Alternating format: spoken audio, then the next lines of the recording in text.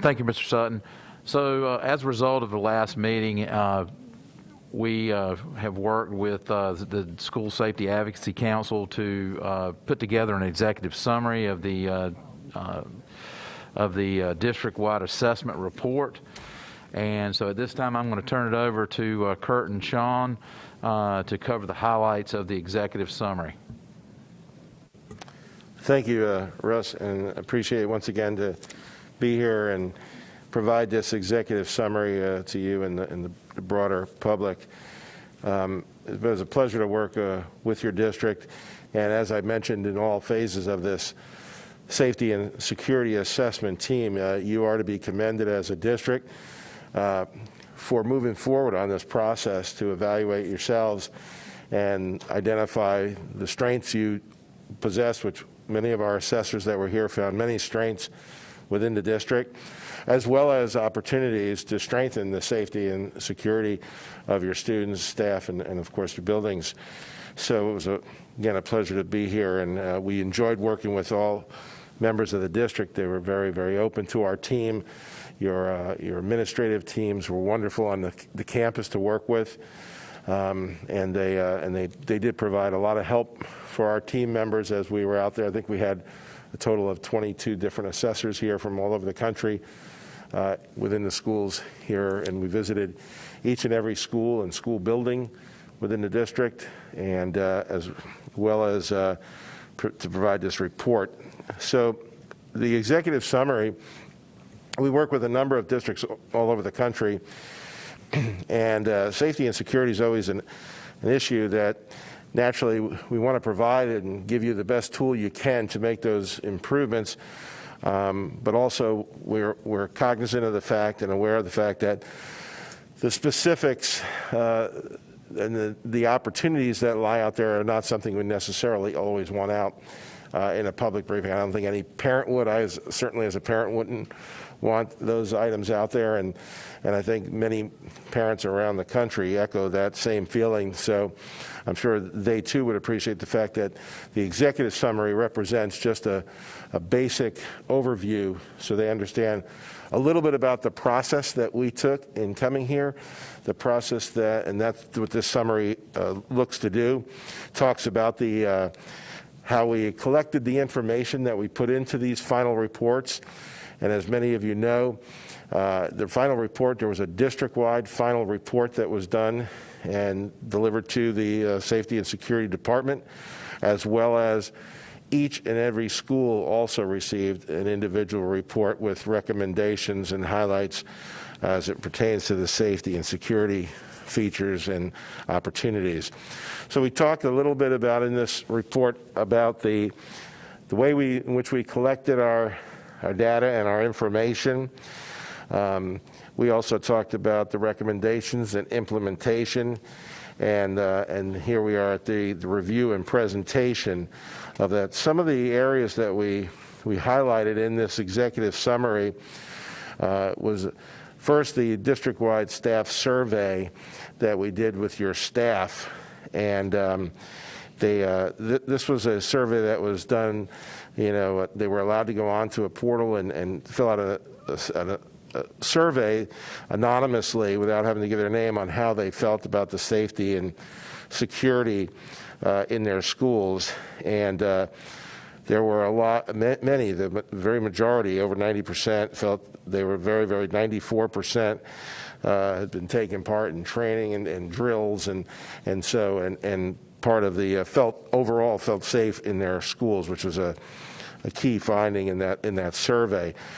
Naturally, in any time we've worked with any district, there are opportunities to improve, and we've highlighted some of those areas, just the topic areas, that being training received, parents on campus, some staffing levels, drills, and times when drills are done.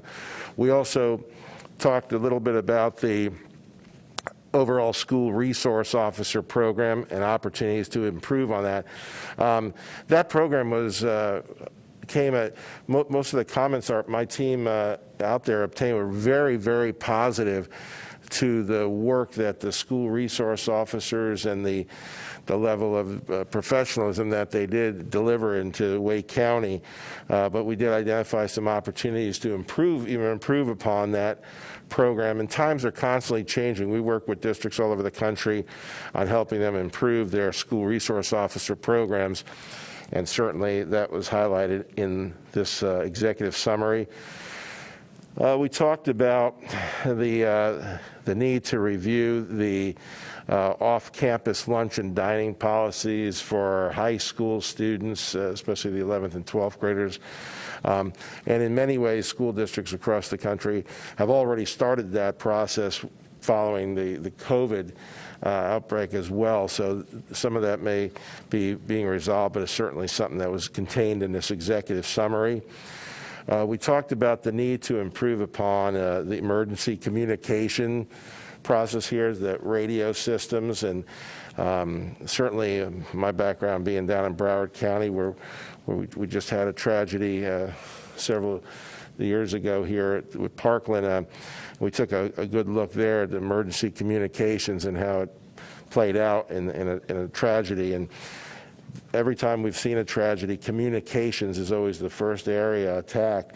So we wanted to make sure that we addressed the communications here, and we did, and the report gets really into the weeds later on, but certainly it's an area that we felt we wanted to address.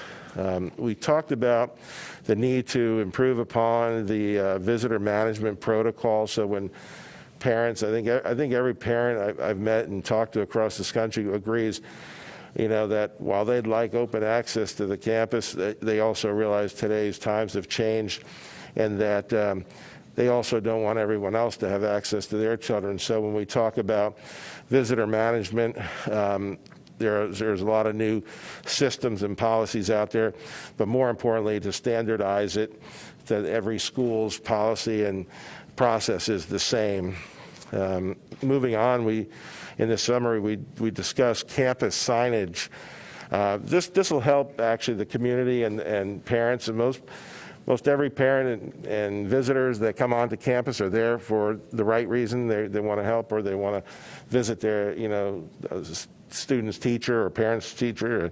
So they just want to know where to go. So we discussed opportunities to improve some of that signage so that when people arrive on any campus here in Wake County, they know exactly where to go, and they know what the rules and the policies are on. They know they're being video recorded, and they know that trespassing is not permitted and things like that. We discussed in our summary as well the need to enhance and improve upon some of the district-wide training for employees and staff members, teachers, and to bring some consistency to that whole process of training. And that's not something that's so unusual with other districts around the country. We're training in school safety is an ever-changing area. What may not be a threat today may be a threat, a month from now or a year from now. So it's constantly changing here at the School Safety Advocacy Council. We try to stay on top of those trends and look at what's coming. So in the overall report, there's some, more in-depth discussion as to some recommendations there. But, right now we'll just address that issue. We talked about the need for district-wide threat assessment teams in the district. The threat assessment, process is something that we're looking at, especially following Parkland, where, you have an individual that, had number of interactions in the past, in the area of 45 different interactions with either schools or law enforcement, and nobody connected the dots. And so when we look at threat assessment moving forward, and a lot of districts are doing this right now across the country, are looking to how do we bring some consistency to that process and really start identifying a threat and being able to help somebody before it gets to the point that the person has a breakdown and does something horrific. We had a lot of praise in this report for your school security department. People we've met with, I reserved a lot of the praise for Mr. Russ Smith's office, because I got to tell you, you're a very, very big district, and he has a very, very small office, and he does an awful lot with a very little. And I give him a praise. I said, I think he must stay up till midnight every night doing this stuff, because he'd call me at 10 o'clock at night or 11 o'clock at night just to discuss things. But I really give his office a lot of praise, and they do a lot with a little. And then in here we have identified some opportunities for them to even take on more with the support of this board, and I think they're the right people to do it and lead this process. Again, the report is really just designed to allow your public and to allow folks in the school district here to get a feel for what it was our team did. It was very comprehensive. We spent a long time here in Wake County. We were here, I think, overall of about 3 months in timing, where we were back and forth on planes, and our assessors came from all over the country. If there was an issue at one particular school that an assessor saw, we'd always send another assessor over to verify that particular thing, just to see if they saw the same issue. And then afterwards, Sean and I would review we sat and read every single report at a big district like this. It was very, very time consuming. But I think hopefully you'll find this a very valuable tool that you can move forward with. And assessment reports like this also can save the district a lot of dollars, and because you can now take this report and prioritize what your needs are. There are some things that can be done through policy, not necessarily dollar issues. But I will tell you that, it was a pleasure. We stand ready to assist you as we move forward however we can. We've helped districts beyond this. We're working with a district now. We're on year 5 with them, working with them following the assessment 5 years ago. So we continue to want to make sure that we're here for you. We appreciate everything the district has done. And I don't know if Sean has anything to add that I haven't. No, I would just like to echo what Curtis said about the dedication of the educators and administrators that we have met. They were completely open. Every district we deal with has different circumstances, but from Russ's department on down, everyone was completely open. There was never an issue with gaining information and being 100% forthright. So again, the dedication that we saw, right? The exhibitors, the assessors that we had come in from all around the country, all made that comment of the dedication from your staff and your administration, both district and school level. So, there are some things that can be improved on, but I think you're well ahead of a lot of other places because of the attitude and that your staff has. So thank you very much for the opportunity.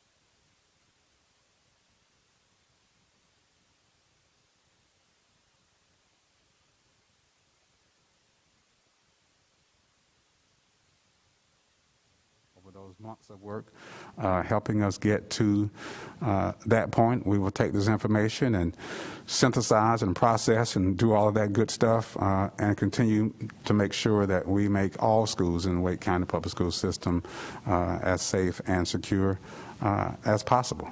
Superintendent Moore, any closing thoughts, remarks? Don't use the mic. I would just say that I appreciate the work as well. I know it's been a long time coming in terms of trying to get it reviewed.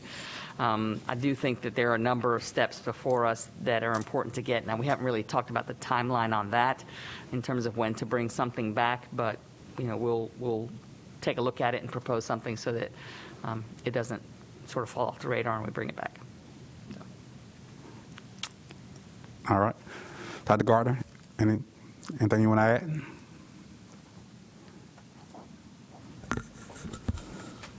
We just want to thank our partnership with this team. They have provided incredible guidance and input throughout this process, and we appreciate the partnership that we've had with you.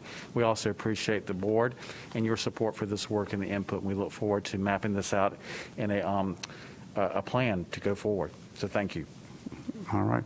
And just in closing, I would say that the work of the Safety and Security Committee will continue. This was an ad hoc committee that started out working on our SRO, Memorandum of Understanding, continuing this work through the safety assessment, security assessment, and so we will continue at least for the foreseeable future to process and again go through this work and of course, leave it up to the new leadership as we move to new leadership to continue this work. So, board members, thank you for your time and effort, energy put into this. I know it adds an additional meeting to your schedule and committee work, but again, very important work and work that's necessary to make sure that, again, our students, faculty, schools, and community are safe. So with that, I will adjourn this meeting. Thank you all for participating.